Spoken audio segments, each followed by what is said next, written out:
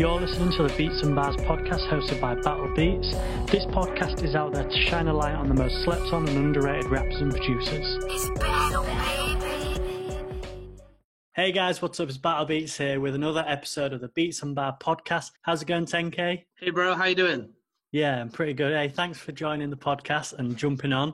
Appreciate it that you're coming on because you're a really talented underground rapper that I think more and more people. Sure? yeah, more and more people need to hear you, your story, your motivations, and just stuff about you because your music's really good, and I think the people need to hear it. So I've written down a few questions. Thank you. That I want to ask you for the podcast. But first up, we're going to do a quick fire round. Are you okay with doing a quick fire round? What do you mean? Like you're going to shoot? I got to say something really fast back. Yeah, I'm going to say a question that is two people or two things, and you've got to say the other. So I'll give you a very easy one just to start off with. Sweet or salted popcorn? Sweet. Okay, so they're the questions. I like that. So I'm just going to reel off a list of them. I've got 7. I'm going to ask you. So are you ready? You're going to trip me up somewhere, aren't you? With this, salty or sweet, chocolate or, I don't know, cake. All right, chocolate. And then you'll just go, Dax or Crypt. Yeah, I could do that. Okay, so quick fire round, question 1. Biggie or Tupac? Tupac. Jay-Z or Kanye? Jay-Z. Eminem or 50? Eminem. Stormzy or Skepta? Oh. I knew this one. Skepta. All right. Mm-hmm. KFC or McDonald's? McDonald's. Man U or Man City? Neither, the scum. What's your team? Liverpool. All right, Liverpool, Everton now. All Grimsby Town. When I'm doing local. When you're doing local. All right, last one. No, not last one, actually. Grime or Trap? Grime, straight away. All right, Dax or Crypt? Shit. Crypt. Ooh, big question. Okay, so for those of you who have probably figured out already, I'm British and 10K is also British. And that's really cool because so far they've all been American. So it's really cool to have another British artist on there. So thank you for coming on. But just so the people know, what was the reason for you starting to rap under the name 10K, and what's the story behind you starting again to, because I know you did some rapping before, but what was the, what's the motivation for you to start rapping as 10K? Do you want the short answer or a long answer? Just go for like the short, but make it sweet. All right. Okay. So my mum passed away in 2018 and I was really struggling with it. And I didn't know how to deal with it very well. In fact, I didn't deal with it very well at all. And then, so then I decided that how did I used to deal with all my emotions? And it turned out that, I just knew that it was like writing it down, blah, blah, blah. So I wrote this song and it didn't really help. So then I went to the studio and did it, and that was painful. But I didn't want to put it anywhere. And then, and then I showed it to my brother just to say, hey, look what I've done. And he said it was one of the best songs I ever did. I need to put it online. I need people to see it. So I did it. And then I started getting loads of support. Like, it was a brand new channel. I think now it's on like 200,000 views or something. Like, it went crazy. And it's definitely not one of my best songs. But there's a lot of heart in there and people can sense that, I think. And there was a lot of people that could relate to it as well, who has lost a parent, etc. And there was a lot of comments, a lot of people giving me support. And it was actually making me feel better because all these people was sending me love, etc. And I never intended still at this point to go back to rapping. And then after like 2 months, I started getting like loads of DMs like, when's the next song? And I was like, well, all right. So I just went back through my old music and found a song that I didn't say my old artist name in, and I just posted that. And I think it ended up with about, I can't remember exactly, I'll have to check, but it's like 20, 30,000 or something. I know it's nothing compared to the other one, but like still brand new channel. I've got less than 1,000 subs and I'm bringing in views like this. Like, it was just insane. Yeah, and then I was like, okay, I'm going to have to do something else now because I've got an audience and people are asking for stuff. So I decided, right, I'm going to write about my journey through like depression and getting over my mum and things like this. Obviously, I'll never get over her, but you know what I mean, like getting back to a normal state, etc., which I did. And if you look back through my videos, except the second video I posted, you will see like me losing my mum and the story behind that, and then my depression, and then it getting worse and worse. And then I then switched it around to saying that it turned into a sanity, which it kind of did a bit. And that was with the song Murder with Crypt. And then it goes on to like dark and lyrical, and then just lyrical, and then a bit bouncy and lyrical. And then I finally got to the stage where I did this collab with Ironic, which was Paradise, which was an upbeat summer banger. And it was almost like me saying to the channel and the viewers, like, I finally made it to the other side now. I think I'm going to be okay. Yeah, that's really cool. That's the short one. Yeah, I mean, I think the short one. I think sometimes if you give people the leash to give the long answer, they end up rambling. Man, that is really motivational. That is such a good story. How you used a really tragic experience to then you used the tragic experience and music as an outlet to help you with that journey. And it's really cool how you've managed to get your followers. What are you doing? I just lit a fag. All right. Oh, I shouldn't say that with your American followers, should I? They don't understand. Yeah. lighting a fag is a cigarette, just in case. Yeah, what do the Americans? What do they call it? What do the Americans cigarettes, call it? I guess. So yeah, just cigarettes or smokes. I think it's smokes. Yeah, some smokes. Yeah. And the first time I said that I was going for a fag to an American was just the craziest experience.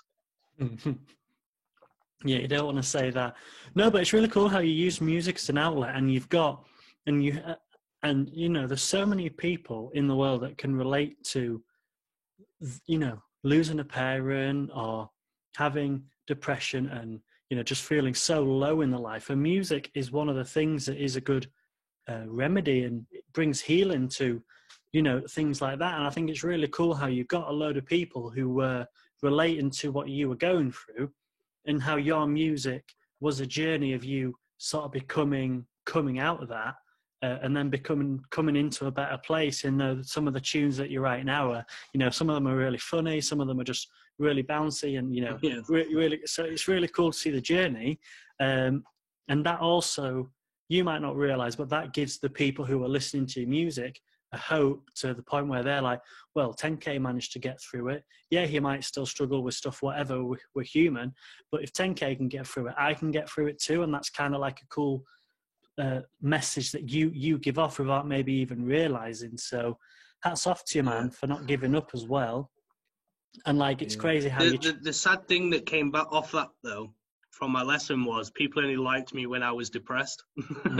Because if you look back through my early videos where I was like in the really bad depression state, I was racking up some mad views. And like now, like my fan base has been slowly growing, but I know that, I very rarely go above my sub count on my views. And that tells me that obviously there's a lot of people just sat there waiting for me to write, and I'm back. Yeah.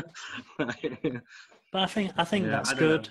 I think that's fine, because, you need to write the music where you're at.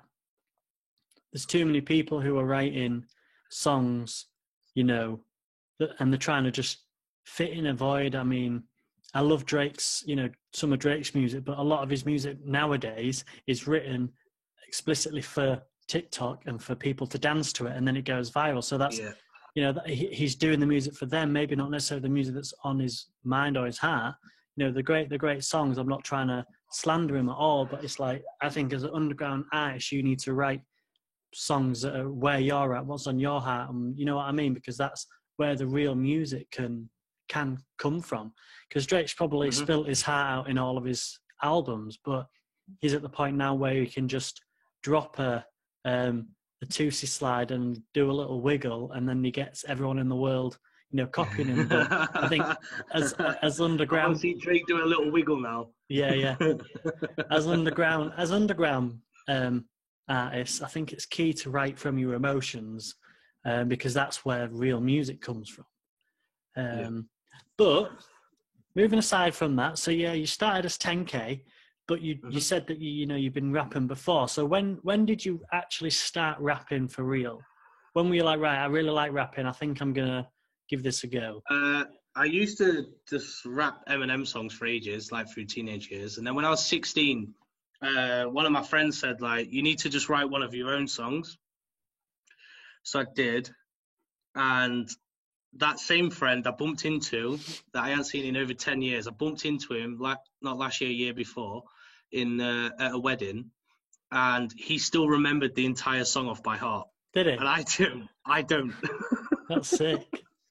Was it a good song, or was it a bit? No, it was terrible. It was terrible. And then I went through my rebellious stage, and I ended up on probation and stuff. And I had I don't know what they're called anymore. Some officer thing that I had to go see once a week, and then that's what I've been doing, making sure and make sure I wasn't getting into trouble and things like that. And she told me to start writing more of my thoughts down, so I did. But instead, I was trying to make it rhyme. So it was always been an outlet for me since then. That's cool. So you're a lyrical man right from the start. It's really cool how you wanted to make them start to rhyme as well. Reminds me on 8 Mile when you see Eminem just on the bus and he's writing down his lyrics. Really, really, really cool. I remember watching that as a kid and I was like, yeah, that's a really cool way just to write to write your thoughts, turn them into lyrics and stuff like that. Yeah. So would you say that Eminem's one of your main influences in music? No. Well, he was originally. It was basically just him and Tech Nine from 2001 until about 2005, 2006. And then the English rap scenes kind of took off. So there was like the main ones was Ironic, Tiny Temper, Chipmunk, Skepta and Wiley. They kind of ran. What about Sway? You like Sway? Yeah, Sway was another one, but he didn't come up just by that point, yeah. And they were like the main ones that came up and started battering Channel U and Channel AK and things like this. And yeah, and it took but the difference is they was not rapping like, I'm gonna put my girlfriend in a boot of a car and kill her and drive it off a bridge like Eminem does. And they was writing about being in love and writing songs for girls and things like this. And it was all about feelings. And I was like, well, that's how I've been writing, sort of thing. And like, that's what I connected with the most. So I kind of really started going down that stream. And that's when I started coming across people like Sway, Bashy, like all these others. Another big one that I liked back then was Termzy. He now goes by Reese, but yeah, he's really good as well. Yeah, and he was just massive inspiration to me. So under my other artist name, you'll only find lots of like songs about me being in love or heartbreak or things like this, because that's just basically all it was. Teenage years, you go through a lot of relationships, a lot of breakups, lots to write about. Yeah, fair enough, man. Fair enough. So that's cool. So you mentioned how one of your main influences was Ironic, and you've got a couple of tracks with Ironic, and he does a lot of your mixing and mastering as well. Yeah, four tracks with him now. Yeah. How did you go? I know this story, but it'd be good for the listeners to know. How did you go about getting him on a track with you? Okay, so I was a mad fan of Ironic back in the day, and like anything he did, I was always one of the first people buying that song, buying the album, whatever. I was always that guy. And then he stopped in 2013 or 14, something like that. And yeah, and then this was at the point where I was spending a lot of money on getting features from Hi-Rez, Screw, Crypt, everyone else like that. And my business was popping, so I had the money to do it. And yeah, and then I got recommended on YouTube, Ironic featuring K-Coke from the year before. And I was like, wait, Ironic's back. And I got so excited. I posted a screenshot of the video on my story on Instagram. And I put something like, holy shit, Ironic's back. I need to get my wallet out. I'm going to do anything to get him on a track, sort of thing. And because I had tagged him on it, he went to his inbox and he just double tapped it and liked it. I was like, whoa, I've got his attention. So I wrote this massive paragraph about how I was like, I basically just fanboyed so much. Just like, he was so much for me, everything, blah, blah, blah. And then right at the end, I was just like, it'd be an absolute dream just to work with you. Like, that's all I wanted. And it got left on red for like a day or two. And at the time I was living out in Austria, and I was just boarding the plane actually to go back to Austria after coming back to visit family and stuff. And yeah, and I was literally scanning the boarding pass on my phone.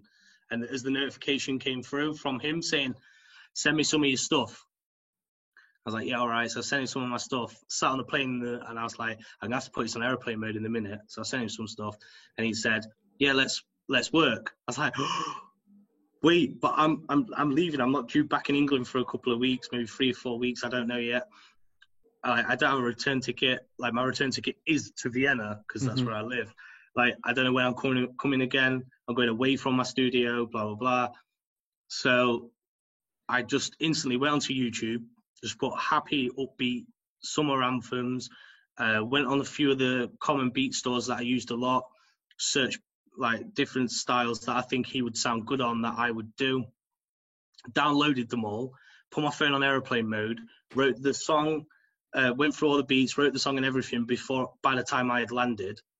1 o'clock in the morning, I got on the train from the airport back to the apartment, and I must have looked crazy because I was just like, sat there with my headphones on at like 1:30 in the morning on a train in the middle of the night, and I was just like rapping. Like, I wasn't even doing it in my head. I was rapping out loud, but the music's in my ears. Like, just really going for it, practicing it, tightening the lines up, making sure everything was perfect.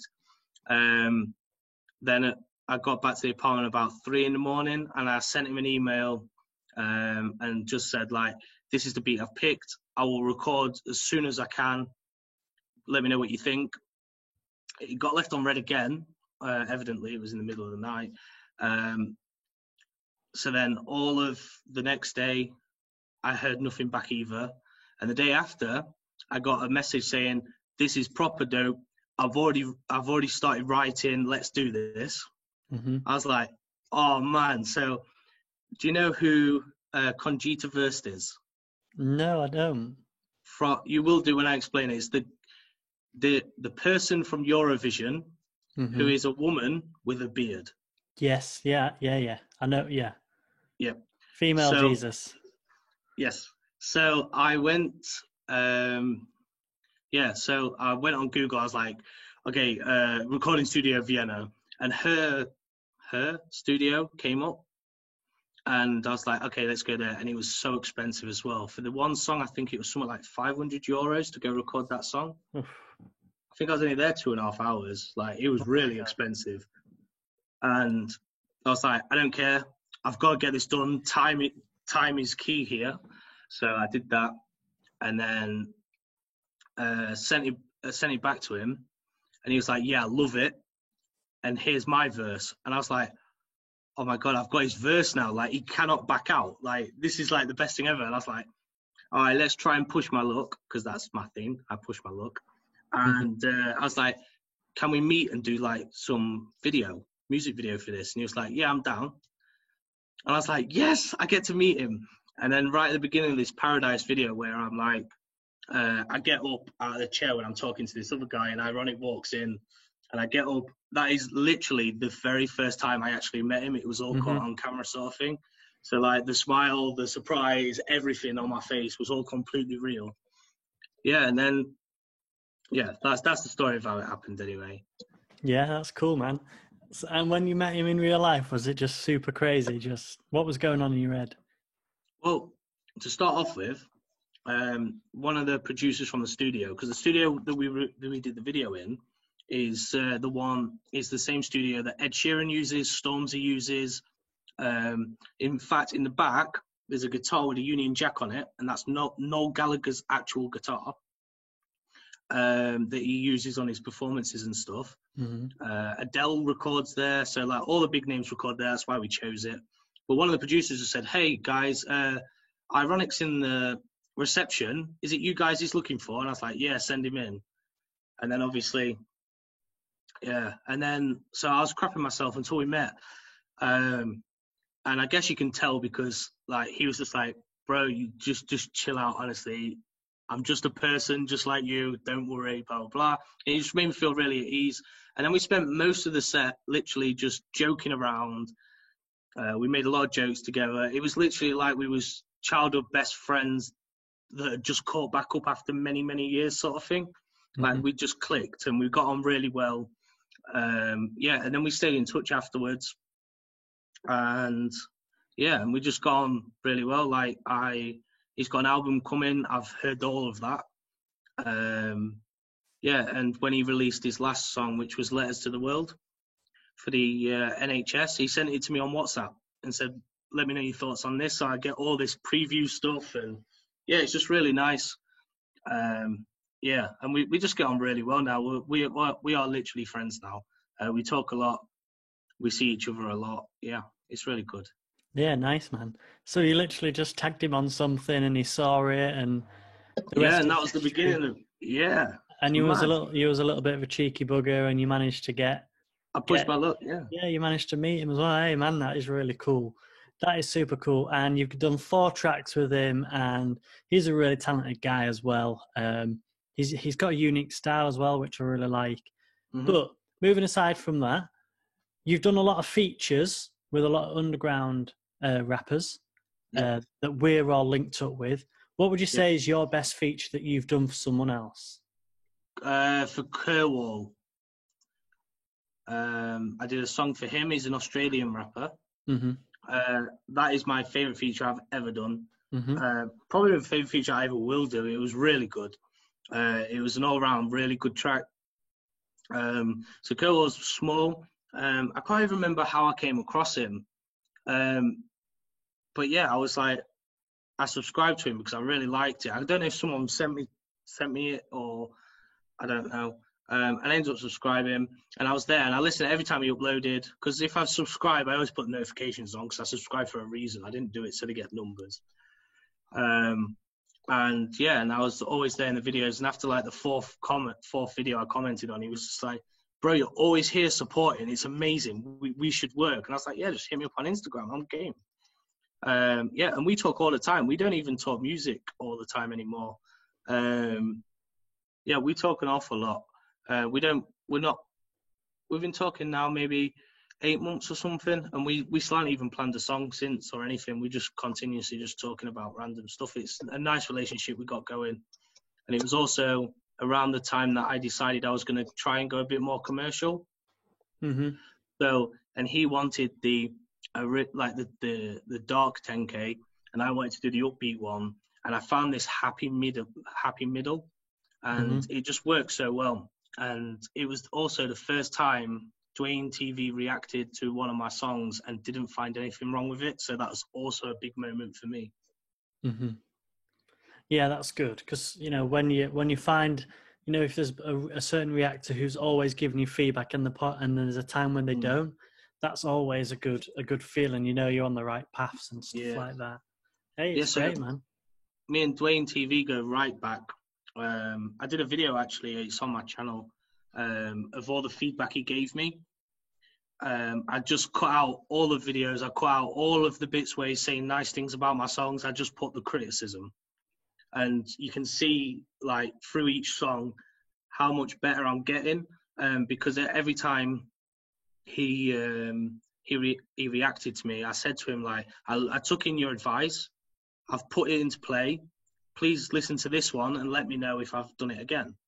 Yeah. And he'd listen, he'd go, okay, I can see that you've done it, what you said, and that's amazing. So now you need to just start doing this and this and concentrating on this. And then I'd go away and I'd do that, and I'd do the next song, and then I'd say, inbox him again and just say, hey bro, I've done it. I think I've done it. Can you have a listen? So I was asking for his criticism. Whereas some reactors will just be like, yeah, this is sick, when they'll turn it off and they'll never listen to it again. Whereas he was actually giving me the criticism that I wanted to grow. And I can't thank anyone enough if they do that. I mean, if you just say, that's trash, then that's not useful. I can't use that. That's just horrible. But if you say, that's trash because blah, blah, blah, blah, blah, then I know I can go work away on it, work on this. Definitely. I remember when I was doing my competition that I did recently, and I had a few entries, and there was some solid entries on there, but there was a few entries where they weren't really up to scratch, and I wanted to give feedback, but I didn't want to come across like I'm hating on them or telling them that they're really bad or whatever. I wanted to give them constructive criticism, because I'm not all about dragging people down. I want to, help them along the way. And sometimes it's like you don't necessarily want to give people the feedback because you don't want to upset them, but it's actually key. The artists need to get over themselves to the point where they can then get better. And I've had feedback on some of my music before, and sometimes it's been really hurtful, but then you're like, okay, cool, well, they've said it for a reason, and I'll improve on it, sort of thing. And that's how you grow, and that's how you become better. Each day grinding, working on what you're bad at, and that is the way it is. And having that sort of ethic as well also helps. There's been quite a few times where someone has put a comment on one of my videos. If you look back, there's loads of them where someone will just put, this is trash, you're whack, something like this. And I will comment on it, and I'll just say like, okay, but why? And they'll go, oh, I wasn't feeling it. I'm like, okay, but why? And then they'll tell me, and I go, okay, I'll work on it. Please subscribe, stick around, and if you still don't like me after after 2 more songs, then feel free to unsubscribe and never see me again. And and these people that started off by just commenting, that's trash, that is commenting on every single video that I release now, and that's like a year later. So like it definitely works, because they see that their opinion matters, and they want to stick around because they know I'm going to engage with them as well. And if they don't like something, they know they can just say it, and I will take it in and do something with it. Yeah. So it's almost like they're molding the artist rather than the artist saying, this is what I'm doing. Yeah, definitely. I remember when I started working with Legend, Battle Beats. Yeah. Legend is such an amazing artist. He is the freestyle king of Instagram. Oh, he is, yeah. Freestyle. I'm gonna have to get him on an episode. But so yeah, Legend actually ended up, when I started Battle Beats. When was it? Last year, wasn't it? No, it was 2018. Back end of 2018. So about a year and a half ago, year and 3/4 ago. I can't remember, but Legend used to just comment on my videos of me playing along to my beats and stuff like that. And I randomly DM'd him saying, "Hey man, thanks for always liking my stuff. I see you liking all my posts, and you've got some really cool freestyles. I like what I see."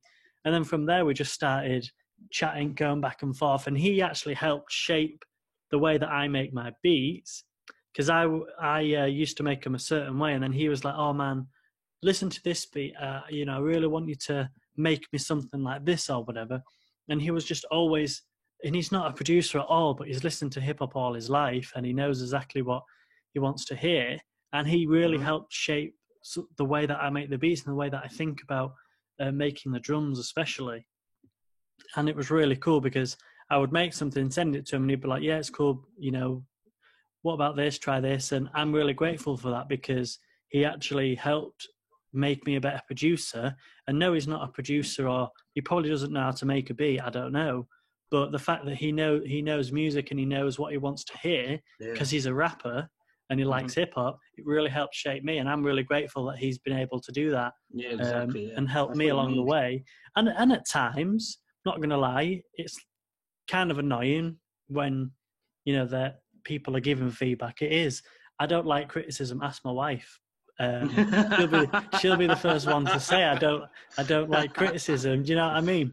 But it's for the better, so that we can become better people. Because you're not going to grow if you just stay in your ways. Do you know what I'm saying? So yeah, I think it's really cool. So I think we're going to nearly wrap it up, bro. But got a couple more questions for you. Right. Have you got any new music coming? I know you've just recently dropped a track with Zella, but do you have any more new music coming? Yeah, I've got another big feature coming next weekend with Mike Righteous. So he's got songs with Stormzy, Ed Sheeran. He's done 4 Fire in the Boost, which I'm pretty sure is the most anyone's done.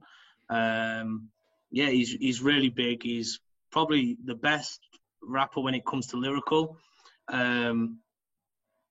Yeah, Dwayne TV's a massive fan of him. No Life Shaq, he's Mike Righteous is like one of his favorite rappers as well. Like, he's really big, and because he's from the UK and things. And yeah, I've got a song coming with him called Bars on the Ready, and it's just us going back to back, absolutely just hammering it. That's really cool. Yeah, what else is coming? Yeah, I've got some more stuff as well. I'm also flying to Arizona as well to shoot a music video. So I'm going to America. So if any of your American fans want to come and hang out while I'm in Arizona, they can. I know, man. I'd love to come. It depends when you're going, and depends when, you know, furlough ends and work gets me back. Because I'd love to come, but I just don't know what the situation's going to be with that. But that I might end up coming. You never know. I know you invited me, so that's cool.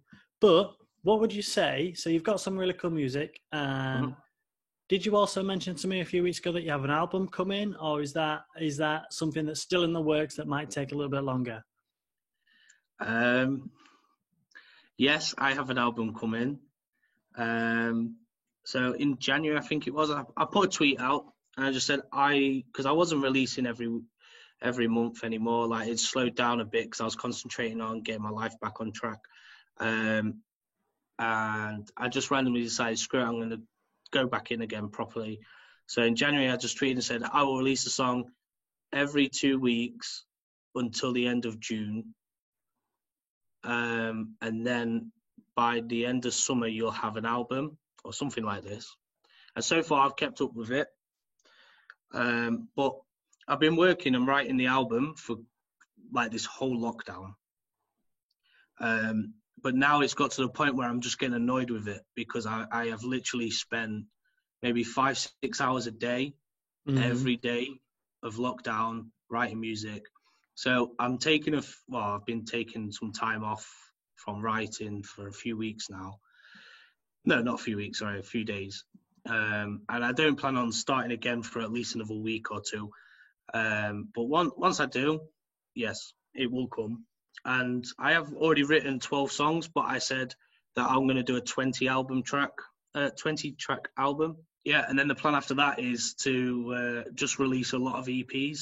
So then I'll do the King of Hearts EP, the King of Clubs EP, and then just keep bringing stuff out like that and rotate it around, so I can drop an album and 4 or 5 EPs a year or something like that. Well, that's the plan. We'll see. That's good. But yes. I mean, the thing is, sometimes you've got to put projects to bed for a short while until you get a bit of motivation and the creative juices start flowing again. Because if, you know, you've been going 5-6 hours a day, that is exhausting.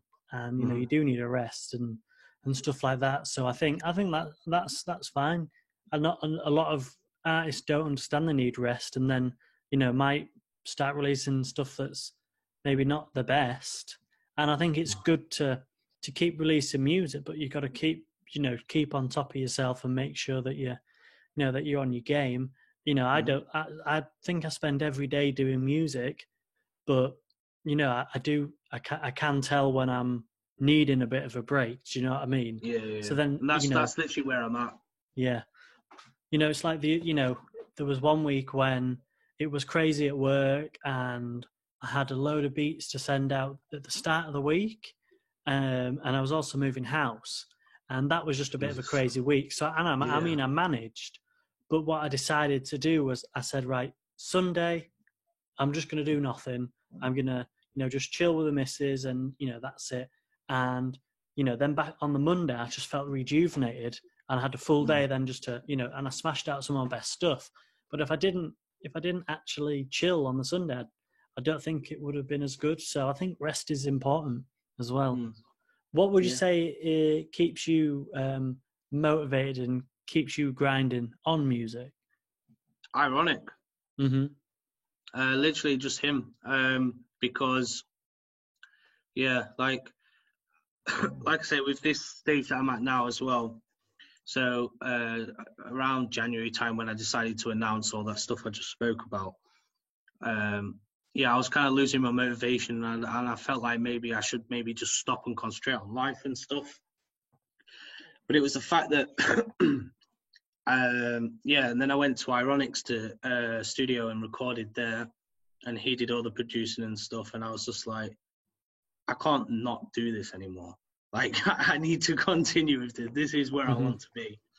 And then, whenever I start feeling like maybe it's time I gave up a bit, because I'm getting a bit older now.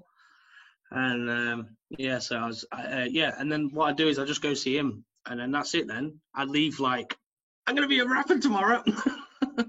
That's good. Like, that's it, yeah. He keeps me line. Motivated. Yeah, and he tells me this. It's the same the other way around as well, like, because he's been working on an album for a while. He's finished it now, and he was just saying, like, when you come and the energy that you have and things like this, like, it really motivates me to keep, like, to work on it again and improve bits and blah, blah, blah. So, it's like, Hey, I think that's great, man. I think that's great. But, hey, I think we're going to finish there. So thanks, 10K, for jumping on the podcast. Really appreciate it. And thank you for having me. No, thank you. You've said some golden stuff there, and I think people are going to really enjoy it. So thank you for coming on. And is it cool that we play a 30-second snippet of one of your songs at the end of the podcast? Always like to ask. Of course. Cool. Yeah. Thanks for listening, and I'll see you all later.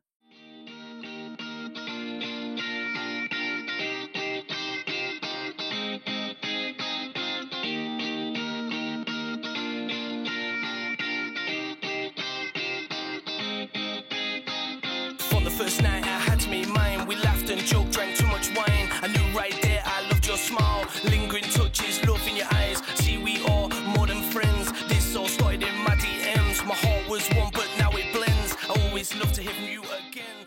Thank you for listening to the Beats and Bars podcast. I'm your host, Battle Beats. See you next week. It's Battle Beats.